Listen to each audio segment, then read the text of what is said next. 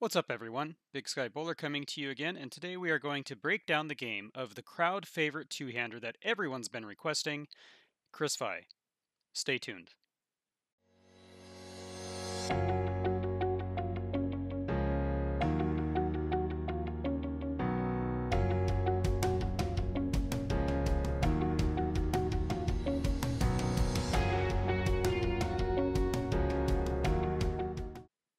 Welcome back to the channel, everyone.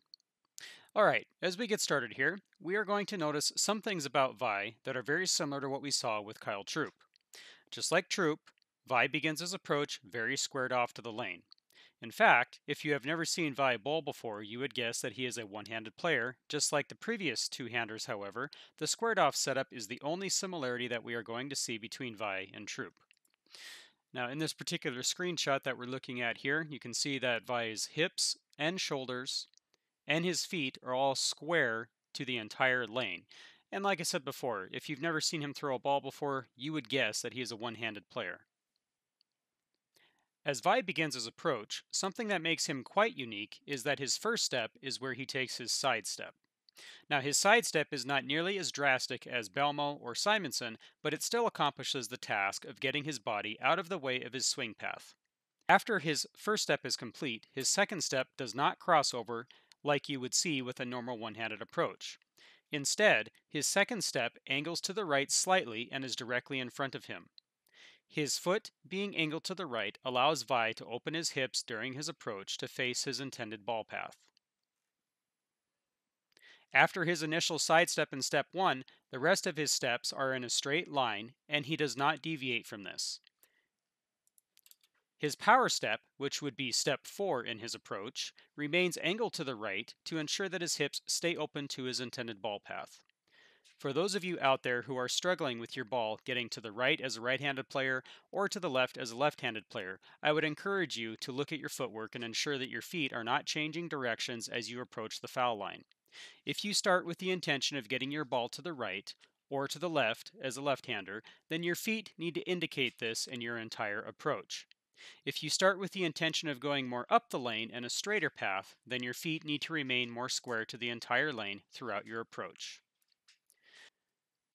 Okay, so let's move on to Vi's swing. One thing I really like about Vi's setup here is his ball side elbow. See here how he's keeping his elbow against his hip? For those of you out there who are struggling with staying behind the ball at your release, I encourage you to look at your ball side elbow. Keep that elbow tucked in tight and don't allow it to leave your side, and it will help you stay behind the ball, and it will also improve your accuracy. Now, out of all the two-handers I've looked at so far, Vi definitely has one of the more aligned arm swings. Just like Belmo, Vi uses an extended push away in his approach. As we watch his swing in slow motion, you can see that his swing is slightly inside of his head, but not nearly as much as what we saw with Svensson's swing. If we stop the video here, you can see that the ball is just to the inside of his head. In fact, it's more in line with his left side ear. What I've been noticing so far is that two-handers who have more muscle applied during their backswing phase get the ball more inside their head than two-handers who use less muscle during their backswing phase. Again, this is not a bad thing, as a big part of the two-handed swing is that we must lift the ball into our backswing. However, there are ways to generate momentum during the swing phase so we don't have to use so much muscle to accomplish this task. Players like Belmo and Vi use a push away to generate a little bit of momentum in their swings to help them get the ball into the backswing, which reduces the amount of muscle they use to lift the ball into their swing. Players like Simonson use upward momentum of their body to help them get the ball up into the swing, and players like Svensson are using all muscle to get the ball into the swing.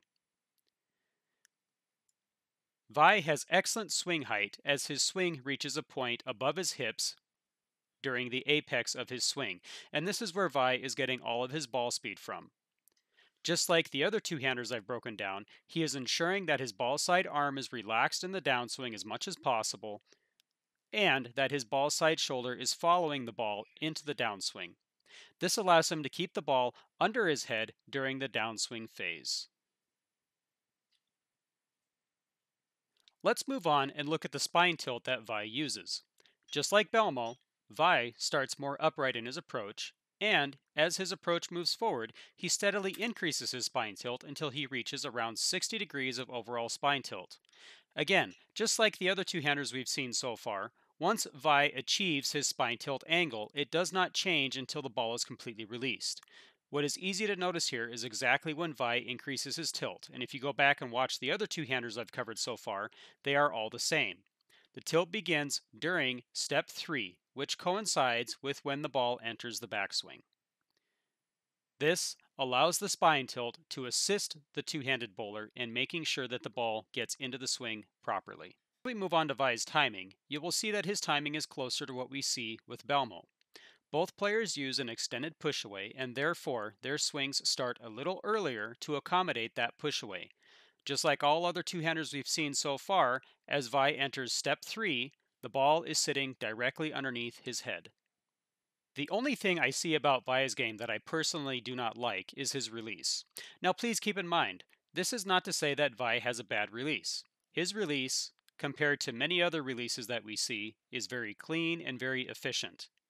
Unlike the other two-handers we've watched so far, however, Vi has more lift in his release than the others have, and we must watch very carefully here to actually catch this. Now, as you watch this, I encourage you to pay attention to Chris Vi's ball side arm throughout his downswing. His ball side arm never quite relaxes completely in the downswing, and if I pause right here, you will notice what I'm talking about. We're going to pause the video right about here, and you can see that there is a slight bend in his ball side arm as the ball is entering the downswing. As you can see here, his arm still has a slight bend at the release point. Notice just how in line his wrist is with the rest of his arm as the ball is coming off of his hand. You could almost draw a straight line completely through his wrist all the way to his elbow. If we continue through to the end of the release, you will notice that his wrist comes back to a cupped position at the top of his follow through. Now, does this make Vi a bad player? Obviously not, and it's really the only thing that I could find about his approach that is a negative. If Vi was able to get his wrist more open at the release point and allow that ball to roll off his hand more, his rev rate would definitely go up. With that being said, having a rev rate of 500 plus is definitely not a problem. Vi is an excellent player and is extremely consistent at what he does. Alright everyone, that sums it up for Chris Vi and his two-handed game.